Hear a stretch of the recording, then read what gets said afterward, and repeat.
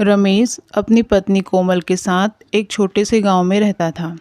वहाँ एक ऑफिस में काम करता था और कोमल घर का ही काम किया करती थी। उनके 2 बच्चे चेतन और प्रिया थे। माता पिता हमेशा चेतन को ही प्यार करते और प्रिया का कोई खास ध्यान नहीं रखते थे। एक दिन दोनों चेतन के स्कूल के एडमिशन की बात कर रहे थे, तभी प्रिया बोलती है, माँ मैं कौन से स्कूल में पढ़ने जाऊँगी? कोमल बोली, पढ़ लिख कर तू कोई साइंटिस्ट नहीं बन जाएगी। एक दिन शादी करके तुझे अपने घर ही जाना है।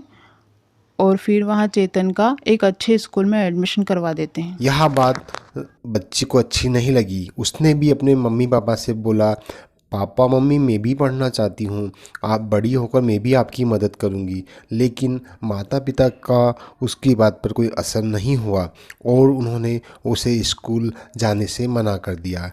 अब बेटी मम्मी के काम में हाथ बटाया करती थी। बेटे का पापा इतना ध्यान रखते थे कि उसकी पढ़ाई पर बहुत खर्च करने लग गए। उन्होंने अच्छे स्कूल में एडमिशन में लाखों रुपए उसके लिए खर्च किए। एक दिन जब वह बैठा हुआ था तभी उसकी बहन आकर बोली, भैया स्कूल में आप क्या पढ़ते हैं? तो वह बोला, मैं स्कूल में पढ़ने थोड़ी ना जाता हूँ, मैं वहाँ सिर्फ मौज मस्ती के लिए जाता हूँ। जब उसने यह बात सुनी तो बहुत नाराज़ हुई और बोली, भैया पापा हमारे कितना खर्च करते हैं आपकी पढ़ाई पर और आप बोलते हैं कि मैं वहाँ सिर्फ खेलने के लिए जाता हूँ। यह गलत बात है। आप पढ़ाई नहीं करोगे तो आगे कैसे बढ़ोगे?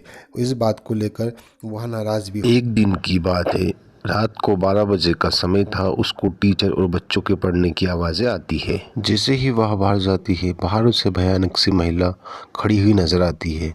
फिर वह उससे पूछती है, आप कौन हो? इतनी रात को यहाँ क्या कर रही हो? तब वह चुड़ैल बोलती है, मैं टीचर हूँ और बच्चों को पढ़ा रही थी। लड़की आश्चर्य से पूछती है, आप बच्चों को कहाँ पढ़ा रही हो? बोला, तुम अंदर जाओ, तुम्हें सब मिल जाएगा।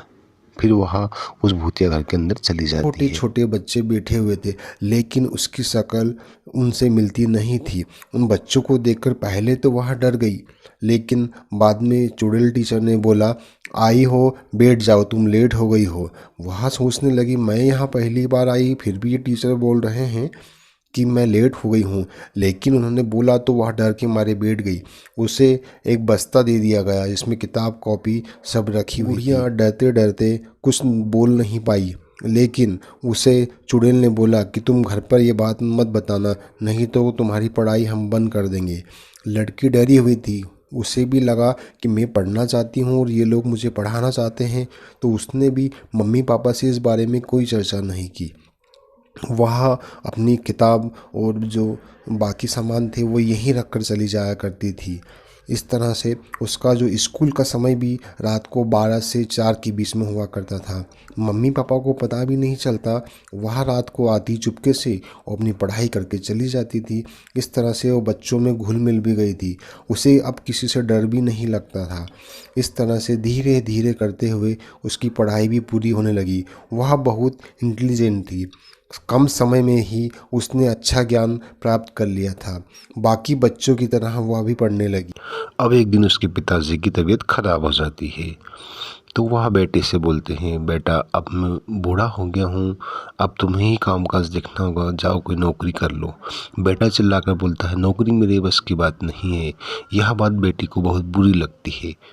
मम्मी भी उसे समझाने लगी, बेटा इस तरह से बातें नहीं करती, तुम्हारी पढ़ाई पे हमने पूरा जीवन भर की कमाई खर्च कर दी, अब हमारे पास इतने पैसे नहीं हैं। लड़का बोला, मैंने कब आपको बोला था कि आप मेरी पढ़ाई पर इतना खर्च करें? बेटी यह सब सुन ही रही थी। उसने सोचा कि क्यों ना मैं पिताजी की मदद करूं। इसके बाद से उस बेटी ने छोटे छोटे बच्चों को पढ़ाना शुरू कर दिया। जब माता पिता को इस बात का पता चलता है तो वह सोचने लगते हैं कि हमने तो बेटी को पढ़ाया नहीं, इसमें इतना ज्ञान कहाँ से आया। फिर वह उससे पूछते हैं तो वह बताती है कि मैं सामने के स्कूल में जाकर मैंने अपनी पढ़ाई पूरी की। माता पिता उसकी बात सुनकर चौंक जाते हैं कि यह तो वही भूतिया स्कूल है जो वर्षों पहले आग में जलकर खाक हो गया था, जिसमें सैकड़ों बच्चे और टीचर की मौत हो चुकी थी।